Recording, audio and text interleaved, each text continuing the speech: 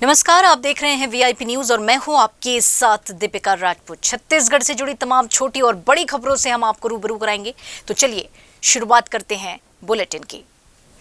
मुख्यमंत्री भूपेश बघेल आज रायपुर जिले के खरोरा दौरे पर रहेंगे। उनके निर्धारित कार्यक्रम के अनुसार सीएम बघेल दोपहर करीब 12:45 में हेलीकॉप्टर से खरोरा के लिए रवाना होंगे। खरोरा पहुंचकर सीएम बघेल स्वर्गीय रामप्रसाद देवांगन महाविद्यालय के नवनिर्मित भवन का लोकार्पण और निरीक्षण करेंगे।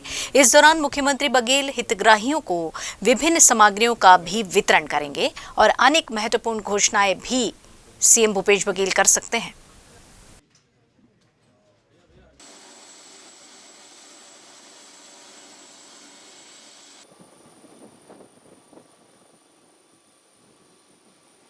बढ़ेंगे आगे खबरों में तो बीजेपी के क्षेत्रीय संगठन महामंत्री अजय जामवाल आज से 3 दिवसीय दौरे पर रायपुर आने वाले हैं।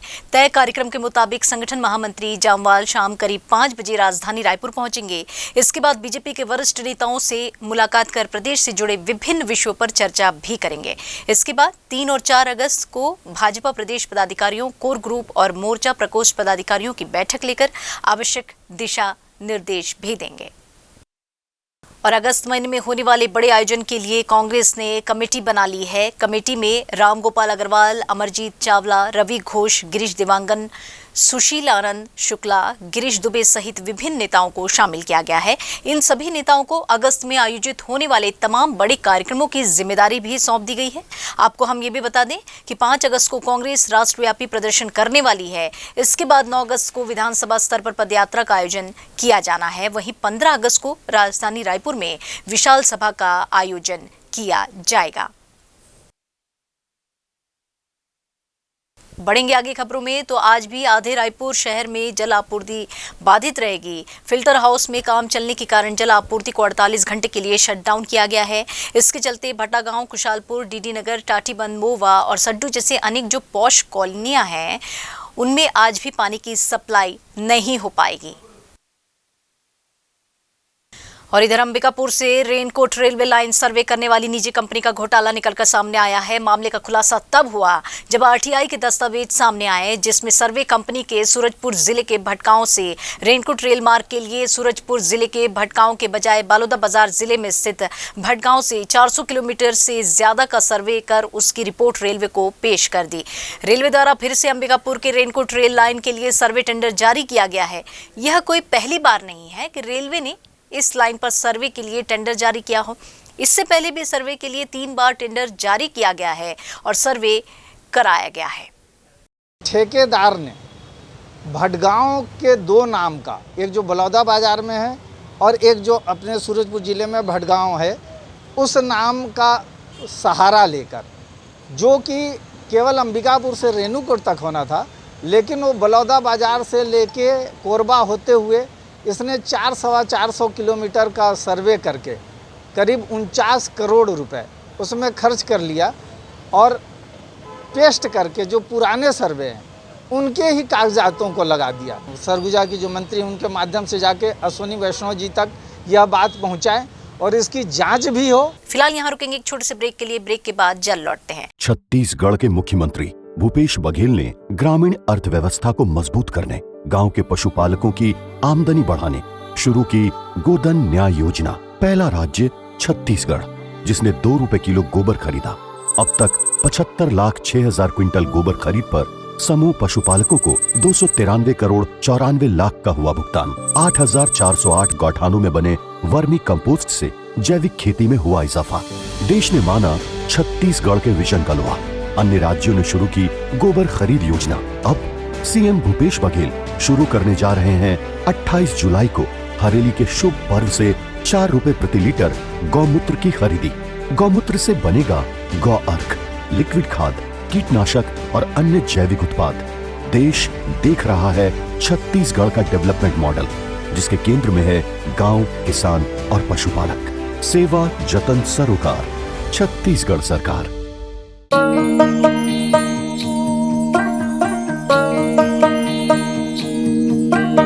जय जय महतारी, जय जय महतारी। धान रंग माँ सजे है,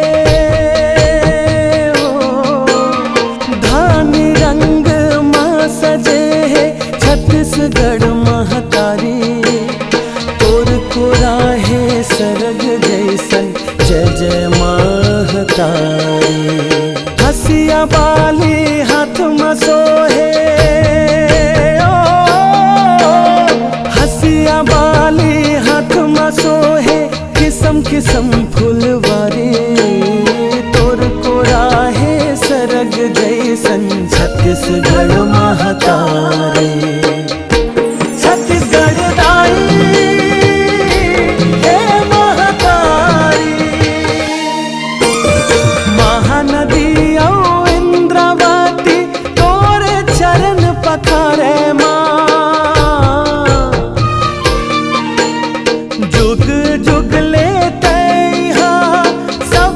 जीवन सवारे माँ। महर महर यहाँ के माटी गर्भ रतन भरे हैं। हरियर हरियर रुख उड़ाए मन के मन लहरे। मौर मुकुट तोरे यहाँ के पर्वत कर गए ऋषि नर नारे। तोर को राहे सरग जैसन छत्तीसगढ़ महताए। छत्तीसगढ़ दाई हे महतारी। ब्रेक के बाद एक बार फिर आप सभी का स्वागत है। अंबिकापुर में एक युवती ने अपने साथ हुई छेड़छाड़ और जान से मारने की धमकी देने की शिकायत सरगुजा पुलिस अधीक्षक से की है। युवती ने व्यापारी मुकेश अग्रवाल और उसके कर्मचारी पर गंभीर आरोप लगाए हैं। युवती ने बताया कि असोला गांव के Shriram motor sales and service garage के कर्मचारियों द्वारा आए दिन छेड़छाड़ किया जाता है और अश्लील मैसेज भेजकर उन्हें परेशान कर रहे थे। इससे पहले भी इसके द्वारा जबरदस्ती करने की कोशिश भी की गई थी। तब इस मामले को लेकर व्यापारी मुकेश अग्रवाल के खिलाफ शिकायत की गई थी, लेकिन व्यापारी ने जातिगत शब्दों का इस्तेमाल करते हुए वहां से भगा दिया। इससे परेशान होकर पीड़िता ने आदिवासी थाने में शिकायत दर्ज की, जिसके बाद भी थाने में मामला दर्ज नहीं हुआ। इसके बाद पीड़िता ने मामले की शिकायत पुलिस अधीक्षक से की है। वहीं एसपी ने कोतवाली में आरोपी के खिलाफ मामला दर्ज करने के निर्देश दिए हैं। इस मामले में मुकेश अग्रवाल का ये कहना है कि हम पीड़िता का समर्थन करते हैं, पुलिस को हमसे जो भी सहयोग चाहिए हम देने को तैयार हैं।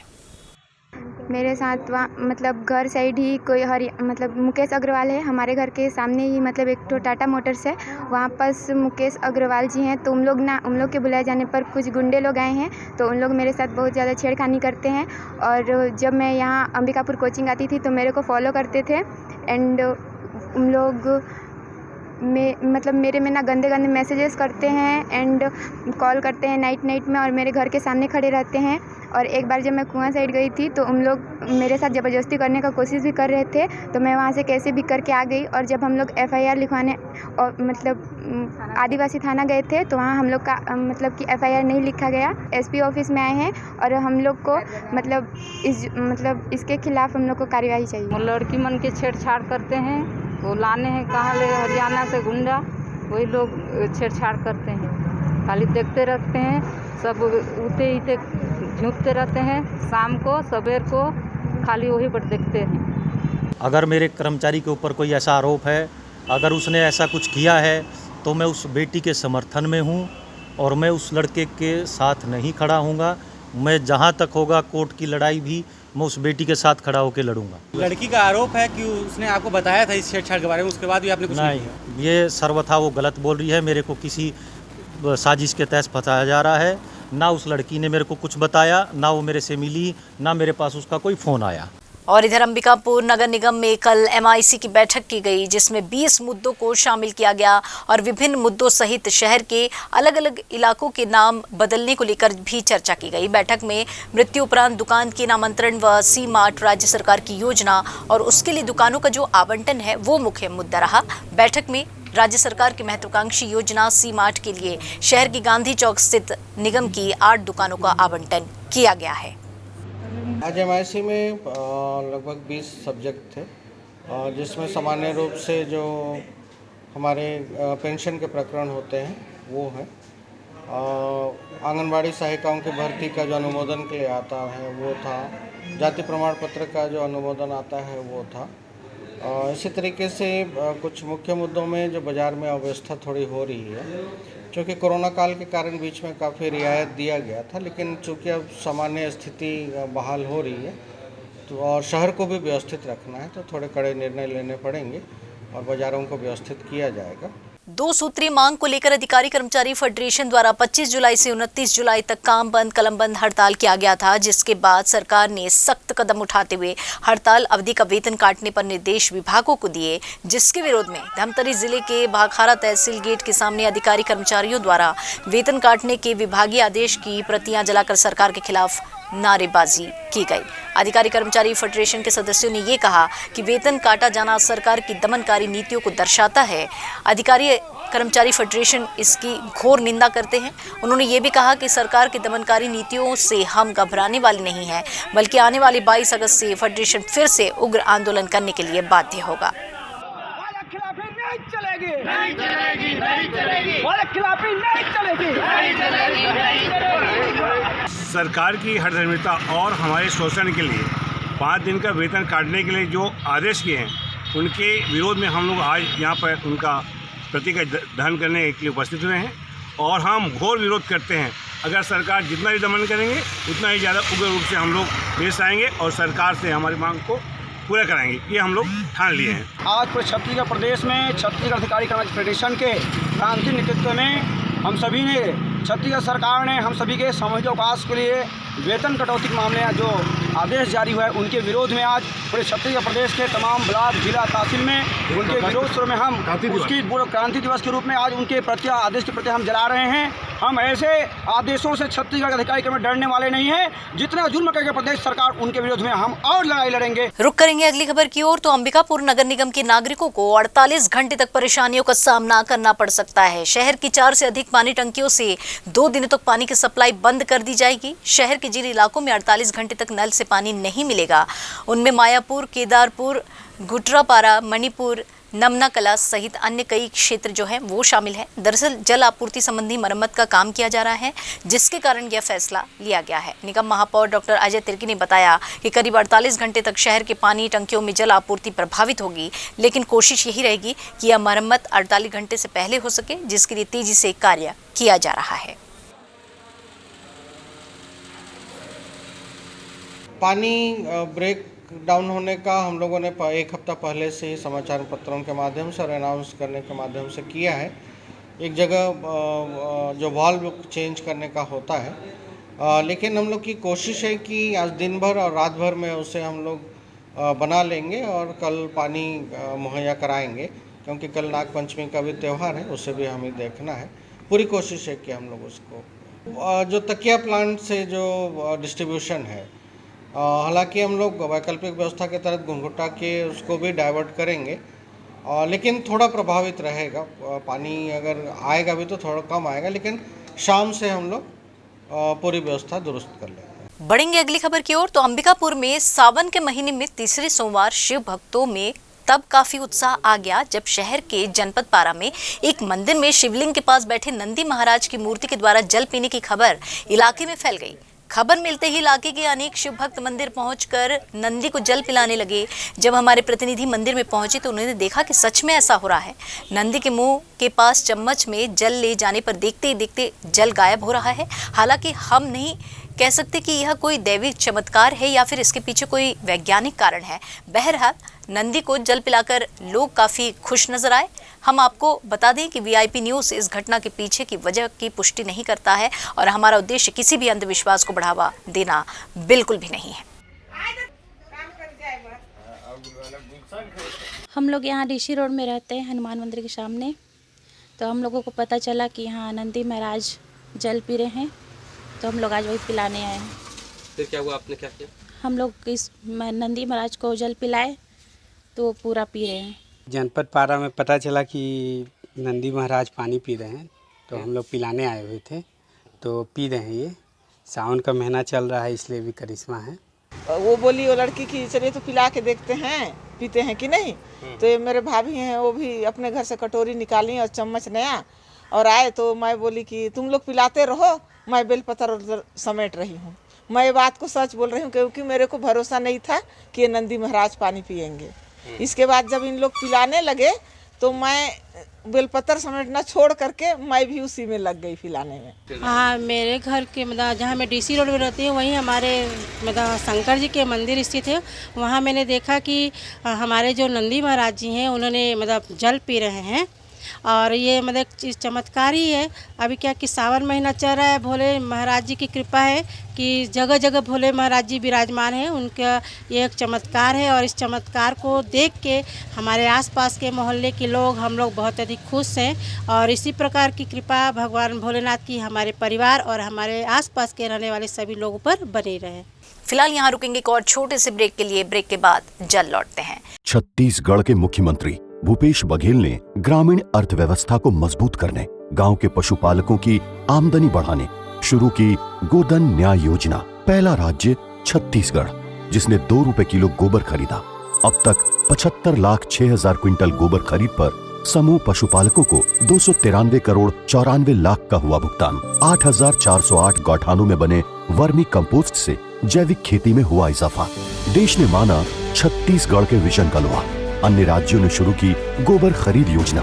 अब सीएम भूपेश बघेल शुरू करने जा रहे हैं 28 जुलाई को हरेली के शुभ पर्व से 4 रुपए प्रति लीटर गौमूत्र की खरीदी। गौमूत्र से बनेगा गौ अर्क, लिक्विड खाद, कीटनाशक और अन्य जैविक उत्पाद। देश देख रहा है छत्तीसगढ़ का डेवलपमेंट मॉडल, जिसके केंद्र में है गांव, किसान और पशुपालक। सेवा, जतन, सरोकार। छत्तीसगढ़ सरकार। बढ़ेंगे अगली खबर की ओर। तो मुख्यमंत्री भूपेश बघेल कल 1 दिवसीय जांजगीर चांपा जिले के प्रवास पर रहे, जहां सीएम भूपेश बघेल ने जिले के शिवरी नारायण नगर पंचायत वासियों को करोड़ रुपए के विकास कार्यों की सौगात दी, जिसमें शिवरी नारायण नगर पंचायत में 30 बिस्तरों के अस्पताल के लिए भवन निर्माण, अनुभागीय पुलिस अधिकारी के कार्यालय का भवन, कन्नौजिया कुर्मी समाज के धर्मशाला में अतिरिक्त कक्ष का निर्माण शामिल है। साथ ही सीएम भूपेश ने शिवरी नारायण में बनाए जा रहे इंडोर स्टेडियम का नाम माता शबरी के नाम पर करने की घोषणा की है।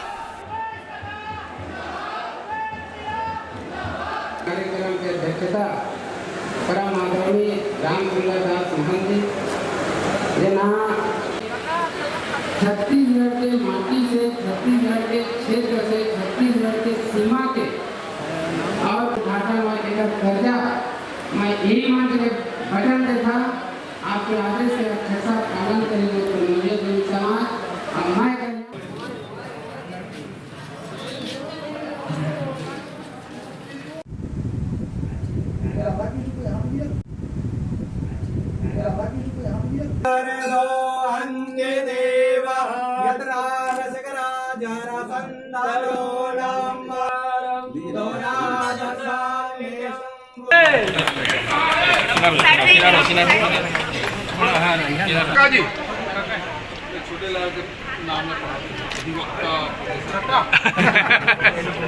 भगवान श्री के और सूर्य नारायण की पूजा अर्चना करने के बाद कन्नौजिया कुर्मी समाज के जो धर्मशाला है उसका लोकार्पण बहुत सुंदर बन पड़ा है और समाज के लोगों को बहुत बधाई, शुभकामना।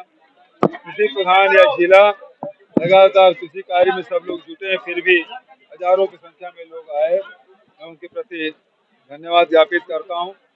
बारिश भी अच्छी हुई है, जिससे यहाँ से फसल भी ठीक है।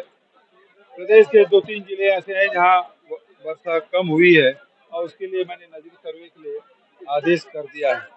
और इधर दुर्ग जिले के भिलाई शहर के दूषित भोजन और टंकी का पानी पीने से दर्जनों बच्चों के बीमार होने की खबर सामने आई है। भिलाई के स्मृति नगर क्षेत्र में दूषित भोजन और पानी के सेवन से 40 से भी ज्यादा बच्चे बीमार पड़ गए हैं, जिन्हें इलाज के लिए अस्पताल में भर्ती कराया गया है। आपको हम ये बता दें कि ये सभी छात्र हॉस्टल में रहने वाले हैं और इन तक खाना मेस से आता है। वहीं हॉस्टल में पेयजल की जो स्थिति है वो बहुत खराब है। घटना के बाद कलेक्टर पुष्पेंद्र कुमार मीना ने शहर में संचालित ऐसे सभी कॉलेजों और हॉस्टलों की जांच के निर्देश जारी किए हैं। और इधर हॉस्टल के संचालक पहले तो अपनी गलती मानने से टाल मटोल करते रहे, उसके बाद इस बात को उन्होंने स्वीकार किया कि भोजन भले ही दूषित नहीं रहा होगा, लेकिन पेयजल में कोई समस्या जरूर रही होगी। घटना के बाद भिलाई नगर निगम महापौर नीरजपाल भी निगम के स्वास्थ्य अमले के साथ हॉस्पिटल पहुंचे और मेडिकल टीम से चर्चा कर बच्चों की तबीयत और उपचार की जानकारी ली।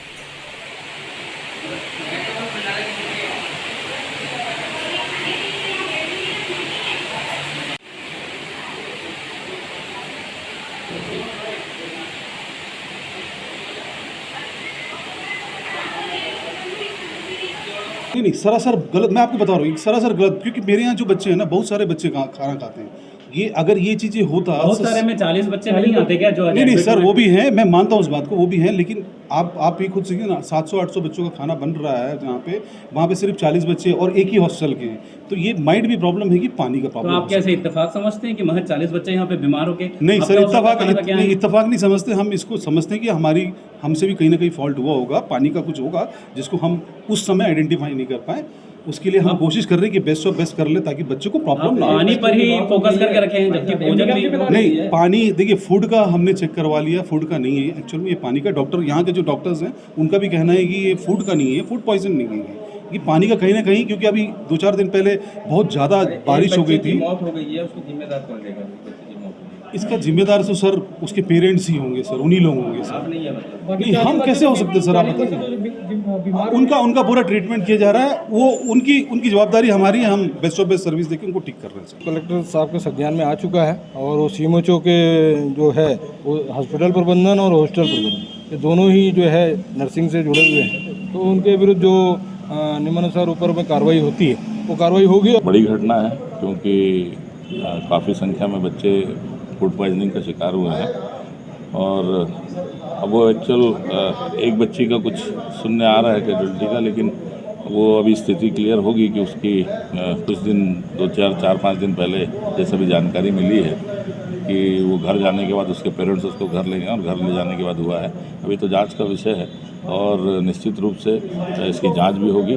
अभी जिलाधीश महोदय से, कलेक्टर महोदय से भी मेरी बात भी हुई है और हम लोग कल जितने भी यहाँ पे शहर के अंदर हमारे नगर निगम क्षेत्र में, चाहे वो कॉरपोरेशन का जो क्षेत्र है या भिलाई टाउनशिप का क्षेत्र है, जितने भी ऐसे संस्थान हैं, जितने भी ऐसे हॉस्टल हैं, सबकी जांच हम लोगों द्वारा 5 जोन में जिम्मेदार अधिकारियों द्वारा की जाएगी और उसकी रिपोर्टिंग करके ऐसी घटना की पुनरावृत्ति ना हो इसका भी ध्यान रखा जाएगा और ये क्यों हुई घटना इसकी भी जांच की जाएगी। रुक करेंगे अगली खबर की ओर। राजनांदगांव जिले के जहरा टोला गांव से बड़ी खबर निकलकर सामने आई है, जहां गांव के खेत के आसपास दुर्लभ पक्षी गौरैया, कौवा सहित कई पक्षियों की मौत हो गई है।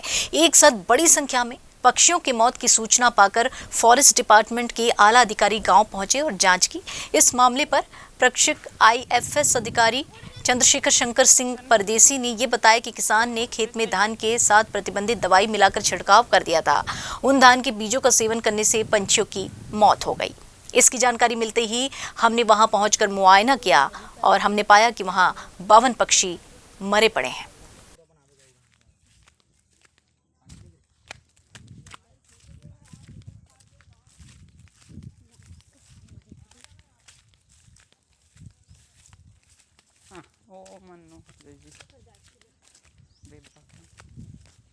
कहाँ आओ?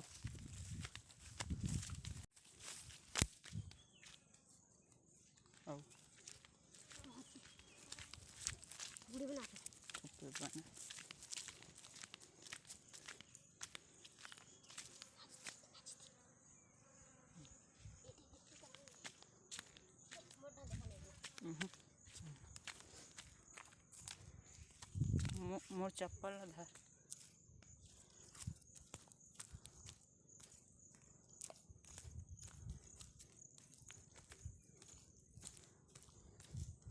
और इधर सोमवार को राजधानी रायपुर स्थित जनधारा मल्टीमीडिया के जनमंच थिएटर में आर्टिफिशियल इंटेलिजेंस विषय पर खास वर्कशॉप का आयोजन किया गया। इस वर्कशॉप में बड़ी संख्या में लोगों ने उत्साह के साथ भाग लिया। इस वर्कशॉप में AI से संबंधित कई मुद्दों पर विस्तार से भी चर्चा की गई। वर्कशॉप में खास मेहमान और artificial intelligence expert Atindra Singh ने आर्टिफिशियल इंटेलिजेंस के फायदों और नुकसान के बारे में बताया। कार्यक्रम के दौरान जनधारा मल्टीमीडिया के प्रधान संपादक सुभाष मिश्रा भी मौजूद थे। कांकेर जिले के पखांजूर क्षेत्र से गौ मांस बेचने का मामला सामने आया है। बताया जा रहा है कि महाराष्ट्र के सीमावर्ती क्षेत्र में पेनकोंडा में 2 व्यक्तियों के द्वारा गौ मांस बेचा जा रहा था। आरोपी इस मांस को हिरण का मांस कहकर बेच रहे थे, लेकिन ग्रामीण ने जब देखा तो उन्हें संदेह हुआ और जांच करने पर स्पष्ट हुआ कि यह हिरण का नहीं बल्कि गाय का मांस है। खबर मिलते ही पुलिस ने 10 किलो गौ मांस के साथ गुरुमाड़ा महाराष्ट्र निवासी युवक जीना मंडावी और विजय एक्का को गिरफ्तार कर लिया है। आरोपी ने बताया कि बैल की मौत पानी में डूबने के कारण हुई थी, जिससे काटकर वह बेच रहा था।